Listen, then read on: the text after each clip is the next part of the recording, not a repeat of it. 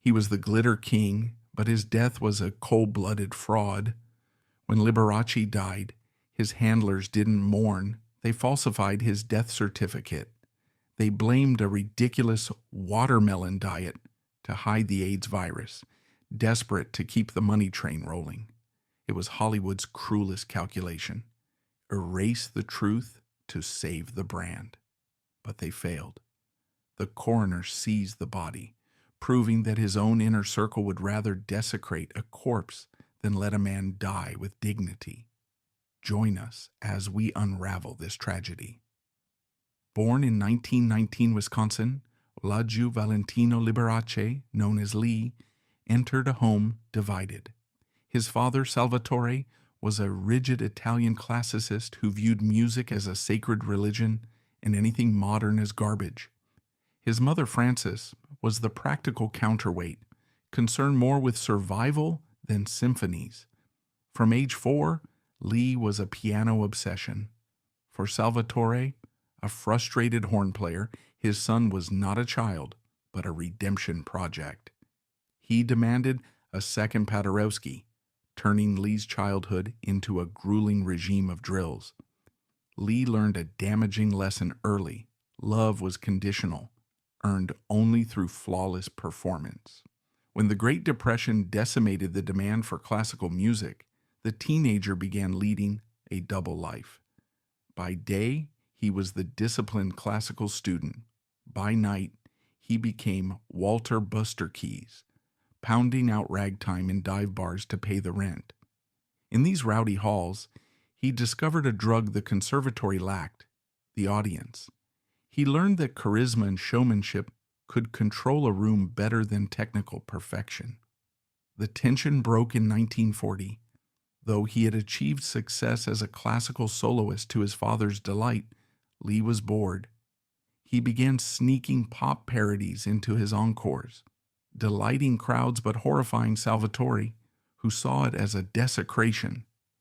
Forced to choose between his father's respect and the public's adoration, Lee chose the crowd. He dropped his first names, reinvented himself as the mononymous Liberace, and left for New York. He carried a heavy burden of guilt for selling out, resolving to become so undeniably rich and famous that his father would have no choice but to listen. New York in the 1940s was a tough nut to crack. There were 1,000 piano players in the city. Liberace got gigs at the Persian Room and other high-end supper clubs, but he needed a hook. He wasn't traditionally handsome. He had a large nose, a somewhat heavy face, and he was losing his hair early. He wasn't a matinee idol like Cary Grant. He was odd-looking, so he leaned into the oddness. He decided that if he couldn't be the most handsome man in the room, he would be the most visible.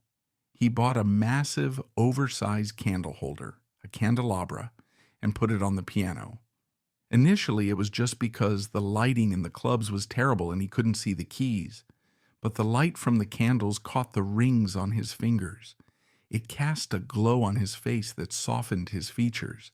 It added a touch of old-world elegance to a smoky nightclub. The audience loved it. It became his signature. Then he started talking. In between songs, instead of just sitting silently like a classical pianist, he would turn on the piano bench, face the audience, and chat. He talked about his mother. He talked about his brother George, who played the violin. He made self-deprecating jokes.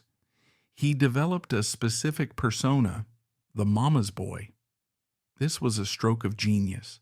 By presenting himself as a sweet, devoted son who loved his mother, he disarmed everyone. Men didn't find him threatening because he wasn't acting like an alpha male rival. Women wanted to mother him or marry him because he seemed so gentle and attentive. But beneath the surface of this rising star, there was a terror beginning to take root. By the mid-1940s, Liberace knew he was gay. In the context of the 1940s, this wasn't an identity. It was a diagnosis. It was a crime. The psychological toll of this cannot be overstated. He was building a career based on being the ultimate nice guy, the perfect bachelor. But his true desires were illegal. If a police officer caught him in a gay bar or cruising a park, it wasn't just a scandal. He would go to jail. His career would vanish overnight. He began to compartmentalize his life with a rigor that bordered on pathological. There was Liberace, the asexual smiling sprite on stage, and there was Lee, the man with physical needs. As he started making real money, he realized that money was the best camouflage. Wealth allowed privacy. He could buy silence. He could control his environment. But as the 1940s turned into the 1950s and television began to emerge as the new dominant medium, Liberace was about to step onto a platform that would make his secret infinitely harder to keep. He was about to become the most famous face in America, and the camera sees everything. He was walking into a trap of his own making. He wanted the applause. He wanted the love of the millions to fill the void left by his father's disapproval. But to get it, he would have to construct a lie so big, so glittering, and so expensive that he would eventually become a prisoner inside it. The Wisconsin prodigy was gone. The showman had arrived, and he was about to sell his soul to a devil called ratings. The year was 1952. America was settling into a post-war rhythm of terrifying conformity. The suburbs were exploding. Men in gray flannel suits took trains to the city, and women in A-line skirts stayed home to manage the domestic sphere. And in the center of that domestic sphere sat a new glowing altar, the television set. Television was still in its infancy. Nobody really knew what worked yet. Most performers treated the TV camera like a stage audience. They shouted at it. They projected to the back row. Liberace did something different. He understood instinctively that television was intimate. He wasn't playing to a hall of 3,000 people. He was playing to 3 people sitting on a sofa in Des Moines, Iowa. When the Liberace show premiered, it was a seismic shift in the entertainment. The set didn't look like a stage. It looked like a living room, specifically a very rich, very tacky, very comforting living room. There was the piano, yes, but there were also candelabras, poodles, and his violinist brother, George. And there, sitting in the front row, beaming with pride, was his mother, Frances. This was the masterstroke. By bringing his family onto the set, by constantly referring to Mother and Brother George, Liberace inoculated himself against suspicion. A man who loved his mother that much, a man who kept his family so close, couldn't be a deviant. He was the ultimate good son. He would look directly into the camera lens, violating the fourth wall rule that serious actors followed, and he would wink. That wink was a weapon. To the men it said, "I know this is all a bit silly, but look at the money I'm making." To the women it said, "I see you. You're special." The reaction was nuclear. Within 2 years, the Liberace show was being carried on over 200 stations. It was more popular than I Love Lucy. He wasn't just a pianist anymore. He was a member of the family. He was the polite, well-dressed guest who came into your home once a week, played a little Chopin, told a little joke, and never, ever talked about politics or the war. He was pure, unadulterated escapism. With the fame came the money, in quantities that are difficult to comprehend even today. Liberace became the prototype for the modern pop star. He didn't just sell records, he sold access. He understood branding before branding was a buzzword. He famously said, "I don't dress this way to be different. I dress this way because I can afford it, and you paid for it." It was a brilliant psychological trick. In an era of booming capitalism, his wealth wasn't resented, it was celebrated. He was living the American dream, the immigrant's son who now dipped his toes in a piano-shaped swimming pool. He signed sponsorship deals with banks, toilet paper companies, funeral homes. It didn't matter. If the check cleared, Liberace would smile and endorse it. But the money served a darker purpose. It was a fortress. By the mid-1950s, Liberace was living in a world of absolute insulation. He bought a sprawling home in Sherman Oaks. He filled it with French provincial furniture, chandeliers that cost more than most people's houses, and a wardrobe that was becoming increasingly bizarre. The white tie and tails of the 1940s were gone. Now he was wearing gold lame. He was wearing jackets made of sequins that weighed 30 pounds. He was wearing hot pants on stage at the Las Vegas Riviera. It was a daring game of hide in plain sight. He was effectively screaming his sexuality from the rooftops, but because he framed it as showmanship, the audience didn't see it. They saw a costume. They saw a clown prince. They didn't see a gay man. They saw Mr. Showmanship. He was testing the boundaries, seeing how far he could push the camp aesthetic before the conservative American public snapped. And to his surprise, they didn't snap. They applauded. They loved the excess. The more feathers he wore, the louder they cheered. But Hollywood executives were nervous. They knew that the entire empire, the millions of dollars in ticket sales, the TV syndication rights, the record deals, rested on the fragile assumption that Liberace was a heterosexual heartthrob. The core of his empire was women, specifically older women, the blue-haired ladies, as the press condescendingly called them. Why did they love him so fiercely? The 1950s was an era of rugged, silent masculinity. The ideal man was John Wayne or Gary Cooper, stoic, distant, perhaps a bit rough. Husbands in the 1950s were often emotionally unavailable, exhausted from the war or the rat race, and expected dinner on the table at 6. Then there was Lee. Lee noticed their dresses. Lee looked them in the eye and told them they were beautiful. Lee played sentimental songs like I'll Be Seeing You and seemed to genuinely care about their feelings. He was soft. He was gentle. He was safe.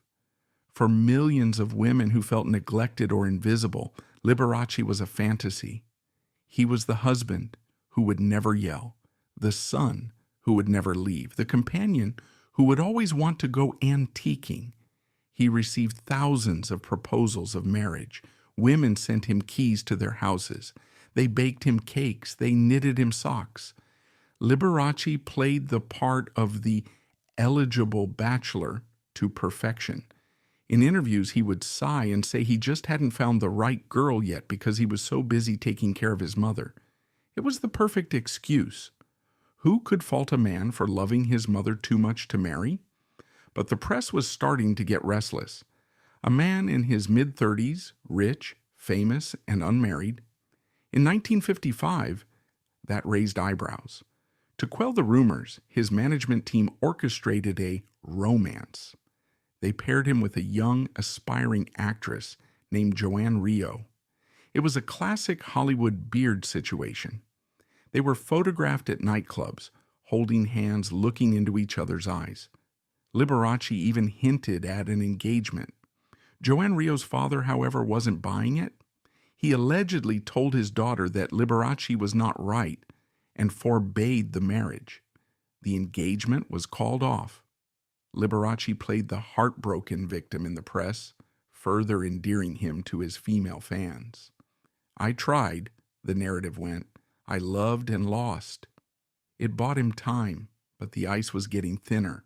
The turning point came in 1956. Liberace decided to conquer Great Britain. He arrived in London like a visiting monarch. Thousands of women mobbed Waterloo Station. The hysteria was comparable to Beatlemania, but a decade earlier and involving grandmothers instead of teenagers. But the British press was different from the American press. The American press generally had a gentleman's agreement with stars. They knew the secrets, but they didn't print them as long as the star played the game. The British tabloids had no such scruples.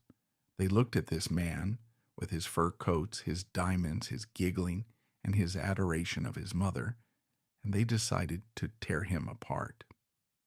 On September 26, 1956, the Daily Mirror published an article by a columnist named William Connor, who wrote under the pseudonym Cassandra. It is one of the most vicious pieces of criticism ever written. It didn't just attack Liberace's music, it attacked his very existence. Connor wrote, "He is the summit of sex, the pinnacle of masculine, feminine, and neuter, everything that he, she, and it can ever want. A deadly, winking, sniggering, snuggling, chromium-plated, scent-impregnated, luminous, quivering, giggling, fruit-flavored, mincing, ice-covered heap of mother love." Read those words carefully. Fruit-flavored, mincing, neuter, she.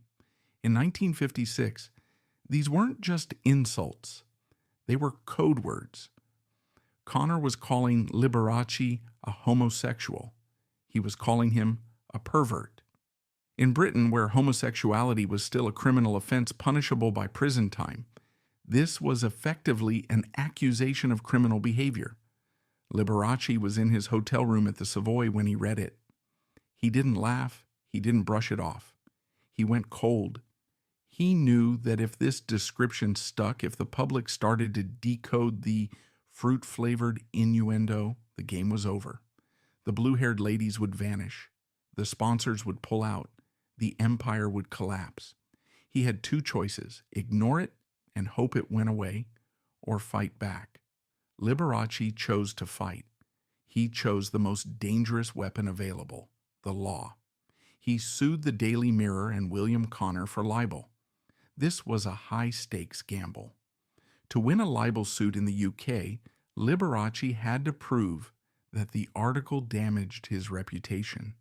But the core of the defense's argument would be, it's not libel if it's true. This meant that Liberace would have to stand in a court of law, place his hand on a Bible, and swear under oath that he was not a homosexual. The trial took place in London in June 1959. It was a circus. The courtroom was packed. Liberace arrived every day in a Rolls-Royce, dressed in conservative blue suits, looking every inch the aggrieved gentleman. The defense counsel for the Daily Mirror was relentless. They tried to trap him. They asked him about his mannerisms. They asked him why he wasn't married. They asked him about his dress sense. Liberace was brilliant on the stand. He played the jury, which was composed of regular conservative people, just like he played an audience at the London Palladium. He was polite. He was charming. He acted confused and hurt by the nasty suggestions of the lawyer. When asked directly, "Are you a homosexual?" Liberace looked the lawyer in the eye and said, "No, sir, I am not." He lied. He lied with the confidence of a sociopath or a survivalist. He lied because the truth was a death sentence. He told the court that he was against the practice of homosexuality because it offends convention and it offends society. He positioned himself as a defender of traditional morality against the smutty mind of the newspaper columnist. The jury bought it. They looked at this nice, polite American man who loved his mother and played the piano so beautifully, and they couldn't reconcile him with the dark, criminal underworld of homosexuality as they understood it. The verdict came back guilty of libel. Liberace was awarded £8,000 in damages, a massive sum at the time. He walked out of the court a hero. The crowds cheered. He had slain the dragon. He famously wired his manager, "I cried all the way to the bank." But the victory was a trap. By winning the case, Liberace had legally certified his heterosexuality. He had used the court system to validate a lie. This meant he could never come out. If he ever admitted to being gay in the future, he wouldn't just be admitting to a sexual preference. He would be admitting to perjury. He would be admitting that he had defrauded the Daily Mirror and the British legal system. He could be prosecuted. He would have to pay back the money. He would be branded a liar on an international scale. The verdict in 1959 didn't free him, it locked the door. He had successfully defended the Liberace brand, but he had buried Vladu forever. From that moment on, the paranoia increased. The glass closet had to be bulletproof. Back in America, the 1960s were beginning to swing. The counterculture was rising. The Beatles, the Stones, the sexual revolution. The world was changing rapidly. But Liberace was frozen in amber. He had to remain the asexual, campy, mother-loving crooner. He retreated further into his private world. He began to build his own reality, physically and socially. He bought more houses. He started hosting lavish parties where the guests were strictly vetted. This was the beginning of the double life in its most extreme form. By day, he was the king of Las Vegas, shaking hands with grandmothers and judging beauty pageants. By night, the doors of his Palm Springs mansion would close, the curtains would be drawn, the young men recruited by his loyal staff would arrive. This was the era of the protégés. Liberace didn't date, he employed. He would find young, handsome men, often struggling actors, musicians, or just drifters, and he would bring them into his world. He would hire them as chauffeurs or assistants or stagehands. It was a transactional arrangement. He gave them a lifestyle they could never dream of: gold watches, luxury cars, first-class travel. In exchange, they gave him companionship, sex, and most importantly, the illusion of youth.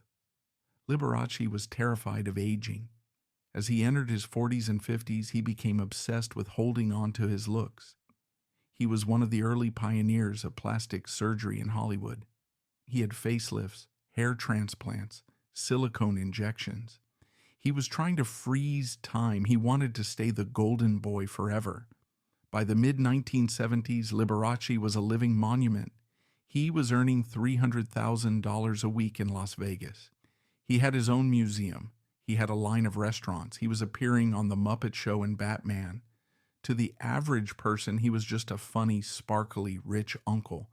But privately, Lee was a deeply lonely man. He was in his late 50s. The plastic surgery was holding his face together, but it couldn't hide the fear in his eyes. He was terrified of being alone. He was terrified of being old. His life had become a revolving door of young men. He called them his protégés. The pattern was always the same. Lee would spot a handsome young guy, usually blue-collar, naive, or down on his luck. He would offer him a job. Come drive for me, or come help with the dogs. Suddenly, the kid would be living in a mansion, driving a Rolls-Royce, and wearing gold jewelry. Lee would be the generous mentor, the father figure, and the lover all rolled into one. But eventually, the kids would get bored, or they would want their own lives, or Lee would just find a newer, younger model. Then, in 1977, the cycle stopped. Lee met someone who would change the rules of the game. Scott Thorson was 17 years old. He was a handsome blonde kid from a rough background. He had grown up in foster homes, shuffled around, feeling unwanted. He was working as an animal trainer for film sets when a friend introduced him to Liberace backstage at the Las Vegas Hilton. Liberace took one look at Scott and was hooked. Scott was young, he was beautiful, and he was a blank slate. He was looking for a father. Lee was looking for a son and a lover. It was a perfect, toxic match. Lee didn't just hire Scott, he absorbed him. Within weeks, Scott was living at the penthouse. He was the personal assistant, the chauffeur, the dancer. But everyone in the inner circle knew the truth. Scott was the new favorite. For the first few years, it was a fairy tale for Scott. Imagine being a poor kid from foster care and suddenly waking up in a bed with silk sheets, flying on private jets, and having carte blanche with a credit card. Lee showered him with gifts, diamonds, furs, cars. But there was a price. The price was total obedience. Lee was incredibly controlling. He dictated what Scott wore, what he ate, and who he talked to. He was possessive. If Scott looked at another person, Lee would sulk or fly into a rage. But then the obsession took a dark, weird turn. Lee had a painting of himself from the 1950s. When he was young and at the peak of his beauty, he looked at that painting every day. He missed that version of himself. One day, he looked at Scott, then he looked at the painting. He had an idea that sounds like something out of a horror movie. He decided he didn't just want Scott to be his boyfriend. He wanted Scott to be him. Liberace hired a plastic surgeon, Dr. Jack Starts. This doctor was a shady character known for doing whatever his rich clients paid him to do. Lee brought Scott into the office. He showed the doctor the painting of his younger self. He said, "I want him to look like this." Scott was young and impressionable. He was also dependent on Lee for everything. Lee told him, "If you do this, I'll adopt you. I'll make you my heir. You'll be my son forever." So Scott agreed. They operated on his face. They put an implant in his chin to give him the famous Liberace cleft. They reshaped his nose. They pulled his eyes. Think about that for a second. Liberace was sleeping with a man he had paid to look like his own son, or even weirder, a younger version of himself. It was the ultimate act of narcissism. He was literally making love to his own image. To keep Scott thin, because Lee hated fat people, the doctor put Scott on the Hollywood diet. This wasn't a diet of salad and water. It was a cocktail of drugs: pharmaceutical cocaine, amphetamines, quaaludes. The doctor handed these pills out like candy. Scott, who was just a kid, got addicted very quickly. Lee didn't mind. In fact, he liked it. When Scott was high or sedated, he was easier to control. He didn't ask questions. He didn't complain. He just sat there looking pretty, being the perfect doll. For 5 years, they lived like this. Scott sat in the front row of every show, wearing a chauffeur's uniform covered in rhinestones, clapping for the man who owned his face and his soul. But cracks started to appear. Scott's drug addiction got bad. He became paranoid and moody. He started gaining weight because his body was rebelling against the drugs. Lee, true to his pattern, started to lose interest. The doll was broken. It wasn't fun anymore. Lee started looking at other young men. He started the process of dehiring Scott. He cut off his credit cards. He told the security guards to stop letting him in. In 1982, the inevitable happened. Liberace kicked Scott out. He sent his bodyguards to throw Scott and his clothes onto the street. Lee thought that was the end of it. It had always been the end of it before. The boys always took a payoff and disappeared, but Scott was different. Scott was hurt. Scott was addicted to drugs. And Scott had a lawyer. In October 1982, Scott Thorson filed a lawsuit against Liberace. He didn't sue for unpaid wages. He sued for palimony. Palimony is like alimony, but for unmarried couples who have lived together. It was a legal concept that was just starting to be recognized in California. Scott claimed that he and Liberace had been effectively married. He demanded $113 million. The lawsuit hit the news like a bomb. For the first time in America, the headlines weren't just whispering. They were shouting. Liberace sued by male lover. This was the moment Liberace had feared since 1950. The secret was out. But Liberace did what he did best. He put on a show. He went on television. He looked into the camera with that same good son face. He denied everything. He said Scott was a disgruntled employee. He said Scott was a liar. He said Scott was a drug addict who was hallucinating. He said he had never had a sexual relationship with a man in his life. "I am not a homosexual," he told reporters. "I love women." The American public believed him, or rather they chose to believe him. They didn't want to believe that the nice man with the candelabra was gay. They preferred the comfortable lie to the uncomfortable truth. Scott Thorson was destroyed in the press. He was painted as a gold digger, a junkie, a blackmailer. No one talked about the plastic surgery. No one talked about the abuse. They just saw a greedy kid attacking a national treasure. Behind the scenes, Liberace was terrified. He knew that if this went to a jury trial, Scott would bring photos. He would bring letters. He would bring witnesses. So Liberace settled. He paid Scott a small sum, $75,000 plus 3 cars and 2 dogs. It was peanuts compared to the $113 million, but Scott was desperate and broken. He took the money and signed a non-disclosure agreement. Lee had won again. He had dodged the bullet. He went back on stage at Radio City Music Hall.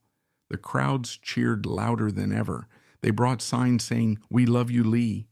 They were telling him, "We don't care about the truth. Just keep playing the piano." Lee felt invincible. He had beaten the British press in the 50s.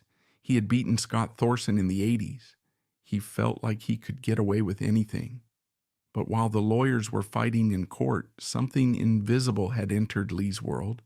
It was 1983. The AIDS crisis was exploding in New York and San Francisco. People were getting sick with mysterious pneumonias and cancers. They were dying fast, and nobody knew why. Lee was sexually active. He had many partners. He didn't use protection. Nobody really did back then. Sometime in this period, perhaps from a passing fling, perhaps from a regular lover, the virus entered his bloodstream. He didn't know it yet. He felt fine. He was planning new tours. He was planning to break more box office records. But the clock had started ticking. The virus doesn't care about lawyers. It doesn't care about NDAs. It doesn't care if you are the most beloved entertainer in America. It just works, quietly, slowly. By 1985, Lee started to feel tired. Not just after a show, tired. Deep, bone-weary tired. He started losing weight. At first he was happy. He had always fought to stay thin. He thought, great, I'm finally losing the belly. But the weight kept dropping. His suits started to hang off him. His face, the face he had paid so much money to fix, started to look gaunt. The skin hung loose. He went to his doctors. They ran tests. In August 1985, the phone rang. It was the doctor. The news was a death sentence. He was HIV positive. In 1985, this wasn't just a diagnosis, it was a scandal. Rock Hudson, the famous movie star, was dying of AIDS at that very moment. The world was watching Rock Hudson wither away, and the stigma was horrific. People were afraid to touch AIDS patients. They were being fired from jobs, kicked out of apartments, abandoned by families. If the world found out Liberace had AIDS, it would confirm everything Scott Thorson had said. It would prove he was gay. It would prove he was a liar. Lee made a decision. Tell no one. He told his manager, Seymour Heller, we keep working. He refused to stop. He refused to rest. He was going to outrun the disease. He was going to perform until he dropped. This decision set the stage for the most gruesome final act in Hollywood history. A dying man, painting his face, putting on a wig, and dragging a 30-pound cape onto a stage to smile for an audience that had no idea they were watching a ghost. By late 1985, the secret was burning a hole through the center of Liberace's life. The HIV diagnosis was absolute. In the mid-1980s, there were no antiretroviral cocktails that could turn the disease into a manageable condition. A positive test was a countdown clock. But for Liberace, the medical reality was secondary to the public relations reality. He had spent 40 years constructing a fortress of denial, and he wasn't going to let a virus tear it down. He decided to treat AIDS the same way he treated the press. He would simply outperform it. He refused to slow down.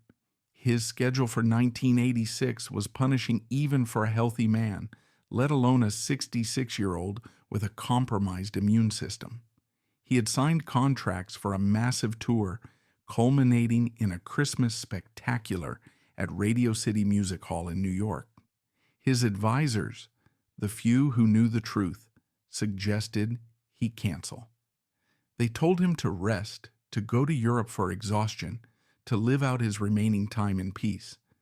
Liberace refused. He needed the applause. It was the only thing that made him feel alive. If he stopped performing, he would have to sit in silence with his own mortality, and that was the one thing he could not endure. The physical decline began to accelerate in the spring of 1986. It started with a persistent cough that wouldn't go away, a sign of the pneumonia taking root in his lungs.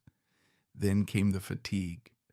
Liberace had always been a ball of energy, needing very little sleep, but now he was napping constantly. But the most obvious sign, the one that couldn't be hidden by a smile or a song, was the weight loss. The Liberace look was defined by a certain opulence. He was a larger-than-life figure with a fleshy, healthy face. But the virus was eating him from the inside out. He began to shrink.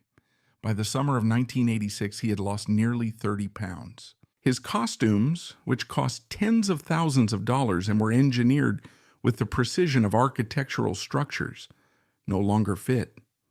They hung off his shoulders. His tailors were called in for emergency fittings, frantically taking in the waists of his sequined jumpsuits and adding padding to the shoulders of his mink coats to give the illusion of bulk. The press began to notice. Gossip columns ran photos of a gaunt Liberace leaving restaurants. Questions were asked. Is he sick? Does he have cancer? Is it AIDS? The rumors were dangerous. If the public believed he had AIDS, the theaters would empty out. The fear of contagion in 1986 was irrational and intense. People were afraid to breathe the same air as an infected person. Liberace's PR machine went into overdrive. They needed a cover story, a lie that was simple, plausible, and innocent. They came up with the watermelon diet. They issued press releases claiming that Liberace had simply decided to get in shape for his upcoming tour. They said he was on a strict regimen of watermelon and specialized mineral water to cleanse his system. It was an absurd story. No healthy diet makes a man look like a skeleton, but it worked because it fit the Liberace brand. He was always eccentric. He was always doing something theatrical. The public accepted that this was just another one of Lee's quirks. He went on talk shows to sell the lie. In interviews from this period, you can see the effort it took him just to sit upright. His eyes were sunken, his skin was gray beneath the heavy stage makeup. But he smiled that famous smile and talked about how great he felt. He patted his flat stomach and joked about finally fitting into his old costumes. The interviewers, perhaps suspecting the truth but unwilling to confront a legend, laughed along. It was a grotesque pantomime. Everyone was pretending everything was fine, while the man in the chair was visibly dying. The pinnacle of this tragic performance came in November 1986 at Radio City Music Hall. This is one of the most famous venues in the world, a cavernous space that demands immense energy to fill. Liberace was booked for a string of shows that would have exhausted a 20-year-old athlete. For a dying man, it was a suicide mission. Backstage, the scene was grim. The dressing room was set up like a hospital ward. There were oxygen tanks hidden behind racks of furs. A nurse was on standby. Liberace would collapse into a chair the moment he came off stage, gasping for air, his body trembling with exhaustion. His handlers would wipe the sweat from his face, fix his wig, and help him stand up. Then the cue music would start, and a switch would flip. He would straighten his spine, flash the teeth, and strut out onto the stage as if he didn't have a care in the world. The show itself was a testament to his sheer willpower. He didn't cut corners. He played the intricate classical medleys. He did the high kicks with the Rockettes. He even performed his famous flying stunt, where he was hooked up to a harness and flown across the stage to land at the piano. Imagine the physical agony of a harness digging into a body that had lost most of its muscle mass, the brittle bones bearing the strain of the flight. But he did it every night. He flew through the air, waving to the crowd, a dying man suspended by wires and applause. The audience, for their part, seemed to engage in a collective denial. They saw he was thin, yes. They saw he moved a little slower, but the production was so dazzling, the lights so bright, and the denial so strong that they chose not to see the reality. They cheered for the illusion. They were cheering for the watermelon diet. They were cheering for the idea that Liberace was immortal. During this run, he taped an interview with Oprah Winfrey. It was Christmas Day, 1986. This remains one of the most uncomfortable pieces of television history. Oprah, sitting opposite him, commented on his weight. "You look so thin," she said. It wasn't a compliment. It was a concern. Liberace didn't blink. He launched into the script. He talked about the watermelon. He talked about wanting to be healthy. At one point, he looked at the camera and said, "I'm just thinning down to my fighting weight." It was a lie delivered with such professional polish that it was almost convincing. But if you look at the footage now, you can see the sadness in his eyes. He knew it was the last time he would ever be on television. He was saying goodbye to America, but he wasn't allowed to say the words goodbye. He had to pretend it was just see you later. The run at Radio City ended. The reviews were mixed. Some critics noted his low energy, others praised his showmanship. But nobody wrote the obituary that was clearly being written on stage. When the final curtain fell on the last night, Liberace didn't just walk off stage, he practically crawled. The adrenaline that had sustained him for weeks finally evaporated. His body crashed. He returned to Palm Springs in January 1987. The charade of the tour was over. Now the final siege began. He retreated to his home, the Cloisters, and the heavy iron gates were locked behind him. The staff was reduced to the absolute loyalists. The phones were unplugged. The house became a dark, silent place. The man who loved noise and parties was now confined to his bedroom. He spent his days watching reruns of his old shows, looking at the young, healthy version of himself on the screen. It was a heartbreaking feedback loop. He was watching a ghost of himself while becoming a ghost in reality. His manager, Seymour Heller, was in a panic. The press was circling. The National Enquirer and other tabloids were offering money to hospital staff and maids for information. They knew something was wrong. Heller's job was to ensure that Liberace died as the King of Las Vegas, not the AIDS victim. They brought in doctors who were willing to be discreet. They set up IV drips in the bedroom so he wouldn't have to go to a public hospital where a nurse might leak his chart to the press. Liberace knew he was dying. He made peace with his sister, Angie. He tried to settle his affairs. But even in these final private moments, the lie persisted. He rarely spoke the word AIDS. It was the monster in the room that everyone ignored. He spoke of feeling weak or having a bad flu. To admit the name of the disease was to admit the lifestyle, and even on his deathbed, the shame instilled by his father and his society was too deep to uproot. By the last week of January, he could no longer eat. He drifted in and out of a coma. The pneumocystis pneumonia had overtaken his lungs completely. He was essentially drowning on dry land. His sister Rachel, a nun, came to visit. She prayed over him. It was a collision of his two worlds, the devout Catholic upbringing of his childhood and the hidden, tragic reality of his adult life. On February 3rd, 1987, the doctors told the inner circle it was a matter of hours. The lawyers prepared the paperwork. The publicists drafted the statement, heart failure. They were ready to spin the death just as they had spun the life. They believed they could control the narrative one last time. They believed they could bury the truth along with the body. But they had forgotten one thing. In America, death is a legal event, not just a medical one. And in California, the law has very specific requirements about bodies that die of contagious diseases. They were about to run headfirst into a bureaucracy that didn't care about piano concertos or gold records. The show was over, but the investigation was just beginning. On February 4th, 1987, at exactly 2:05 p.m., the show finally ended. Inside the master bedroom of the Palm Springs mansion, surrounded by religious statues and heavy velvet drapes, Vladiu Valentino Liberace took his last breath. He was surrounded by a small, tight-knit group: his sister Angie, his sister-in-law Dora, his manager Seymour Heller, and his attorney Joel Strawn.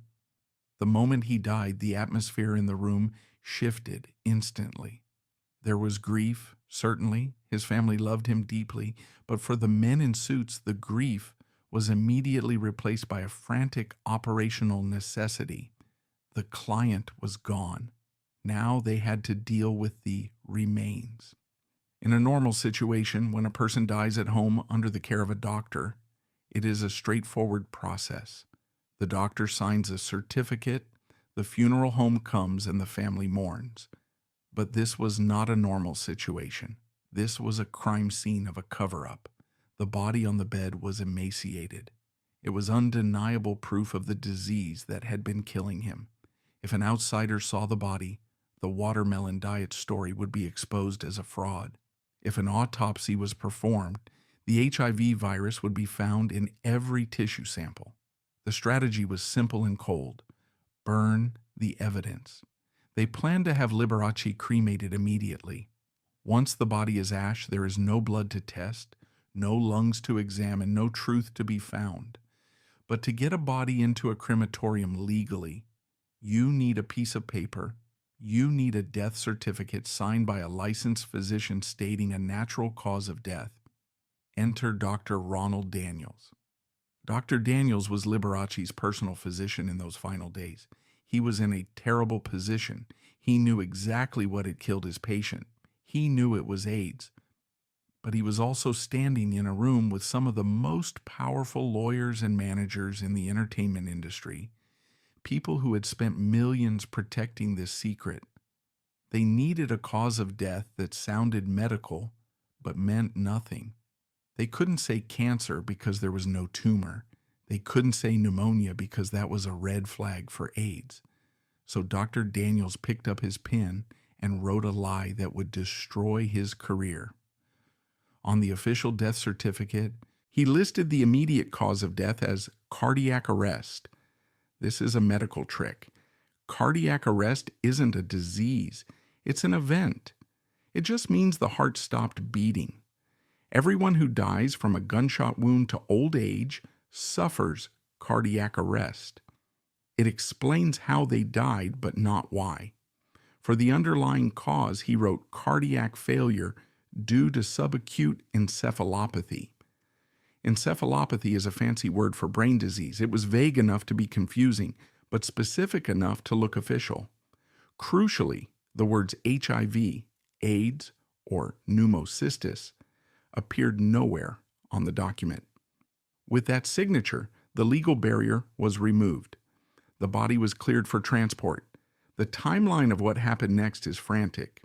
They didn't want the body staying in Riverside County, where Palm Springs is located. Riverside was a conservative, by-the-book jurisdiction. They wanted him in Los Angeles on their home turf. A hearse from Forest Lawn Memorial Park, the cemetery to the stars, was already on its way. Forest Lawn was famous for its discretion. They had buried Clark Gable, Jean Harlow, and Walt Disney. They knew how to handle celebrities, which meant they knew how to keep their mouths shut. The body was loaded into the hearse under the cover of darkness. It was a high-speed extraction. They whisked him out of the desert and onto the highway, driving him straight to the prep room in Los Angeles. Once at the mortuary, the morticians were faced with a grim task. They had to prepare Liberace for a private viewing for the family. But the man on the table didn't look like Liberace. He looked like a famine victim. The makeup artists went to work. They used heavy mortuary wax to fill in his sunken cheeks. They applied layers of foundation to hide the lesions and the gray pallor of his skin. They put his famous toupee on his head. They dressed him in a silk robe. They were literally sculpting the lie onto his face. The goal was to make him look peaceful and rested for the family viewing the next morning. And then, immediately after, he would be put into the retort and incinerated. While the morticians were working, the press release went out. Liberace, Mr. Showmanship, has died of heart failure, brought on by a brain inflammation. The news broke on TV screens around the world. In Las Vegas, the lights on the Strip were dimmed, a tribute usually reserved for presidents.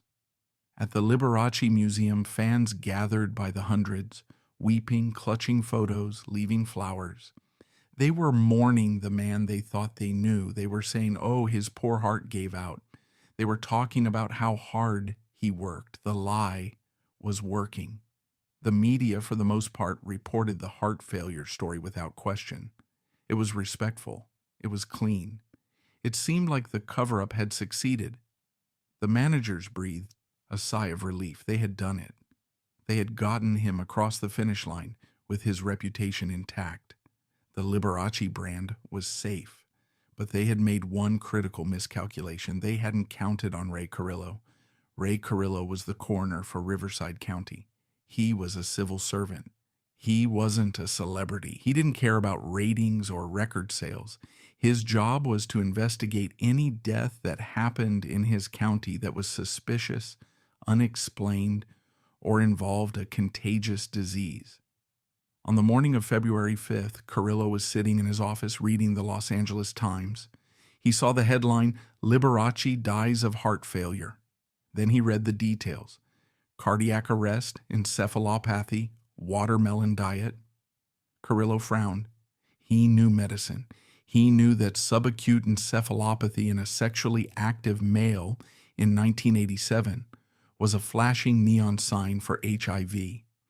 He also knew that Liberace hadn't been seen by a doctor for a heart condition prior to his final days.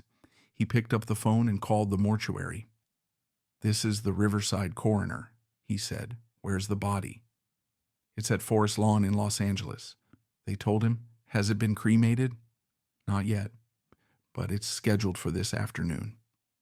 Carrillo's blood went cold. If that body was cremated, a potential public health crime would be buried forever. In California, knowingly spreading a contagious disease or failing to report it was a serious violation. If Liberace had AIDS, the state had a legal right to know. Carrillo made a decision that would make him the most hated man in Hollywood. He decided to stop the cremation. He didn't just ask politely. He issued an official legal order. He declared the death certificate signed by Dr. Daniels to be invalid due to suspicion of falsification. He ordered his investigators to go to Forest Lawn and seize the body. The scene at the funeral home was chaotic. The Liberace family and the lawyers were there for the viewing. Suddenly, coroner's investigators arrived with badges and a warrant.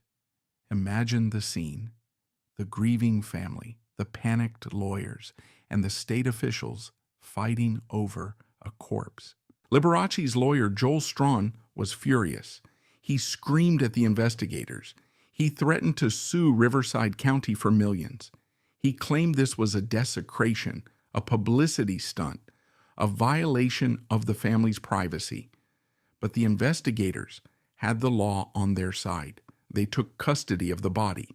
They loaded Liberace, still in his wig and makeup, into a county van. They drove him back to Riverside, away from the friendly confines of the celebrity mortuary, and into the cold, sterile reality of the county morgue. The gamble fails back in Palm Springs. The managers were in shock. Their worst nightmare was happening. They had lost control of the body. They tried one last desperate spin. They told the press that the coroner was just a fame seeker. They insisted there was nothing to hide. They doubled down on the lie. He didn't have AIDS, they told reporters. This is a witch hunt. But Ray Carrillo wasn't listening to the press conferences. He was putting on his gloves. He ordered a full independent autopsy. He didn't want a private doctor who could be bought. He wanted a state pathologist. The body of the man who lived for applause was now lying on a steel table under harsh fluorescent lights, stripped of his diamonds, his furs, and his secrets.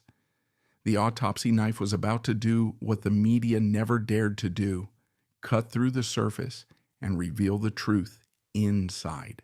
The conspiracy had held for 40 years. It had survived the tabloids, the lawsuits, and the palimony cases. But it couldn't survive the scalpel. On February 6, 1987, the autopsy began. The room was packed with tension. Dr. F. Renee Moglin, a consulting pathologist for the county, led the examination. Ray Carrillo watched closely. They knew the world was waiting outside. There were satellite trucks parked on the lawn. Reporters from Japan, England, Germany, and Brazil were shouting questions at the receptionist. If they were wrong, if Liberace really did die of simple heart failure, the county would be sued into oblivion. The estate would destroy them. Carrillo's career would be over. But as Dr. Moglin began his work, the truth revealed itself with devastating clarity. The human body records everything. You can lie to the press. You can lie to your family. You can even lie to yourself. But you cannot lie to a pathologist. The first thing they noticed was the scarring. Liberace's body was a map of his vanity. There were scars from the facelifts, the chin implants, the silicone injections. It was a physical record of his desperate battle against time. But then they looked inside. The lungs told the story. They were heavy, congested, and filled with a frothy fluid. To a trained eye, it was unmistakable. Dr. Moglin took samples. He looked at the tissue under the microscope. He was looking for pneumocystis carinii. This is a tiny fungus-like organism. In a healthy person, it is harmless. Your immune system brushes it off without you even noticing. But in 1987, if you found pneumocystis raging in the lungs of a patient, it meant one thing. The immune system was gone. It had been obliterated. It was the signature of AIDS. They found it everywhere. The organism had colonized his lungs.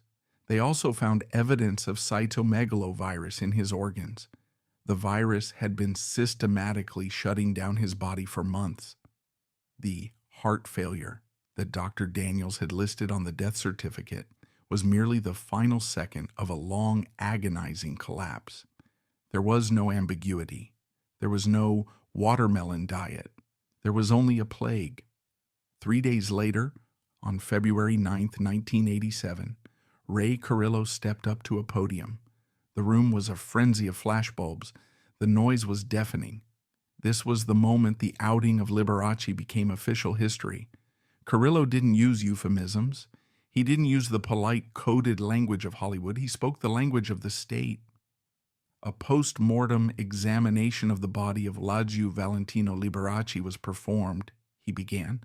He paused. The world held its breath. The cause of death was cytomegalovirus pneumonia, due to human immunodeficiency virus disease. He said the words, human immunodeficiency virus, HIV. The sound of the reporters rushing to the phones was like a tidal wave. The headlines screamed across the globe within minutes, Liberace died of AIDS. In that instant, the 40-year charade evaporated. The lawsuits, the perjury in London, the denials to Scott Thorson, the watermelon diet, it all crumbled into dust. The reaction was a mixture of shock, anger, and a strange, heartbreaking sadness. For his loyal fan base, the blue-haired ladies, the grandmothers in the Midwest, it was a betrayal. They had defended him. They had believed him when he said he was just a nice Catholic boy who hadn't found the right girl. Now, they were forced to confront the fact that their idol had lived a secret life that terrified them. Some burned his records. Some called the museums demanding refunds. But many, surprisingly, just went quiet. The cognitive dissonance was too much. They couldn't reconcile the monster they were told AIDS victims were with the sweet man they watched on TV. For the gay community, the reaction was complicated. There was anger. Liberace had the money and the power to be a leader. He could have helped fund research. He could have used his platform to fight the stigma. Instead, he had hidden. He had lived in a closet lined with gold, while thousands of young men died alone in poverty in the Castro and the village. But there was also pity. They understood why he hid. They knew the terror of the 1950s. They knew that if he had come out, he would have been destroyed. He was a victim of his era, a man who built a prison so beautiful he couldn't bear to leave it. The legal system needed a villain, and since Liberace was dead, they turned on the man who enabled the lie. Dr. Ronald Daniels, the private physician who signed the fake death certificate, was investigated. The California Board of Medical Quality Assurance went after him. Signing a false death certificate is a crime. It is a violation of the public trust. Dr. Daniels tried to defend himself. He argued he was trying to protect his patient's privacy. He said he was trying to spare the family the shame, but the law was clear. You cannot falsify a public record to protect a celebrity's brand. Dr. Daniels' license was put on probation. He was publicly shamed. He became the fall guy for the entire Hollywood machine.